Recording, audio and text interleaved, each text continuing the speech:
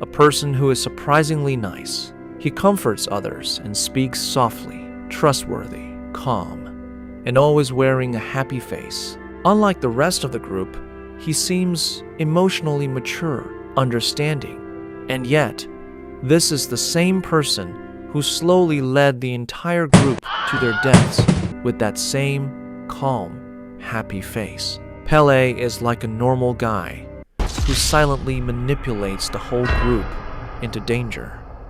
But to him, it is just his religion. It is his home. He sees nothing wrong with it. At the start of the movie, we see Dani visibly depressed and emotionally broken. On the other hand, her boyfriend Christian is less concerned about her and more focused on how to end their exhausting relationship. Then, on that same day, Dani loses her entire family. Her sister dies by suicide using carbon monoxide poisoning. Now Christian cannot break up with her because the timing is simply too cruel. But for Pelle, the timing is perfect. He has been observing everything from the very beginning, and we later understand why. There's an early scene where Mark and Josh are openly discussing the relationship Christian clearly does not want anymore. They are the ones talking about it, but Pelle stays quiet.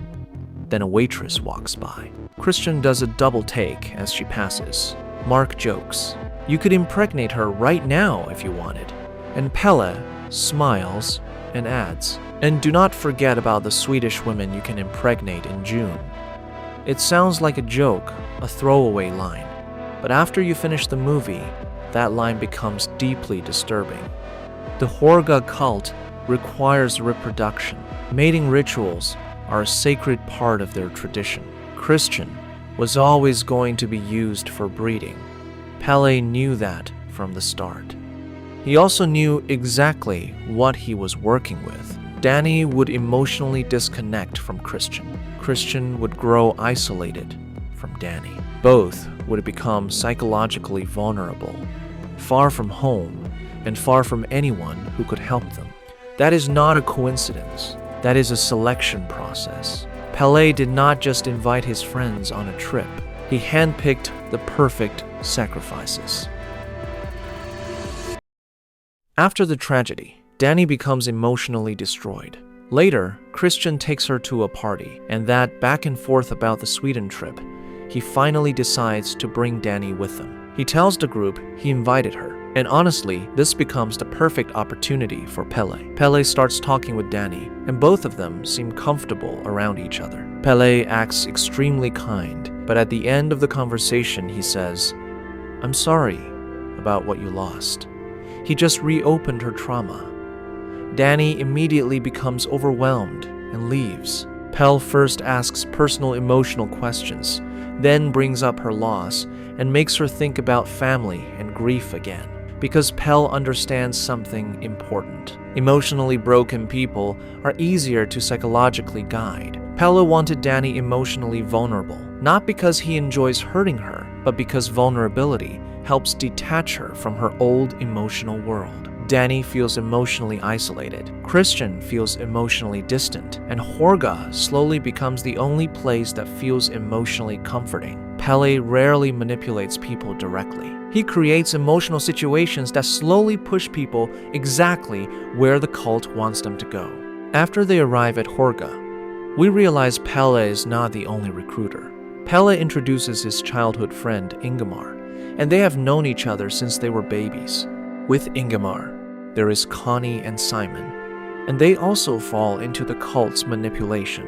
Pelle gives Dani a portrait drawing for her birthday, and that scene matters because Christian forgot her birthday while Pelle remembered. Pelle gives Dani emotional attention Christian never gives her.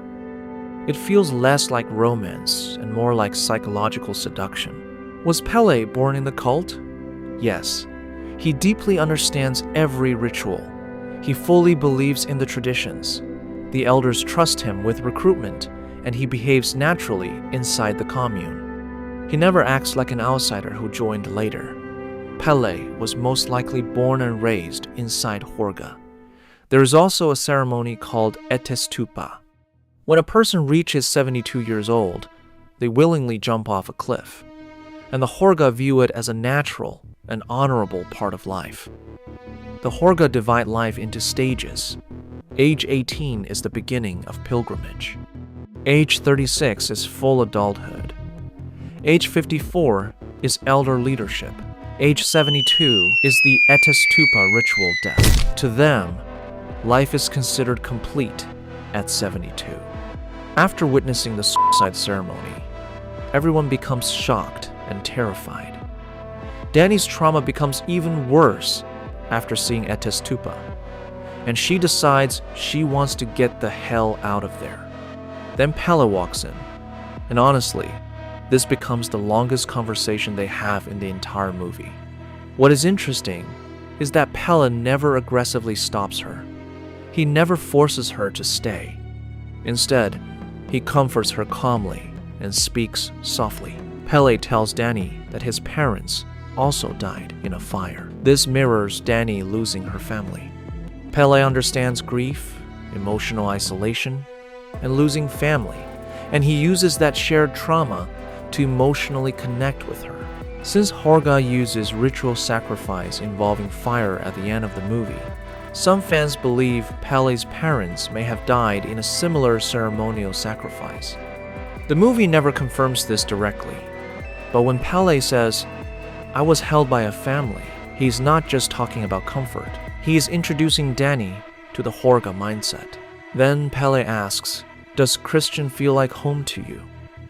Because Pelle already knows Dani feels abandoned, Christian is emotionally failing her, and the cult can replace that emptiness. He does not force Dani into the cult. He emotionally guides her toward it, very slowly, very carefully. After rewatching the movie, I started realizing something disturbing. What if Pelle intentionally selected this entire friend group? Because look at how perfectly everyone fits the cult's needs. Mark is immature, disrespectful, and impulsive. He was almost guaranteed to disrespect Hårga traditions, an easy sacrifice. Josh is obsessed with academic research. He wants access to sacred knowledge, so eventually he breaks the rules, a predictable victim. Christian is emotionally weak, selfish, and detached, and Pelle uses this perfectly.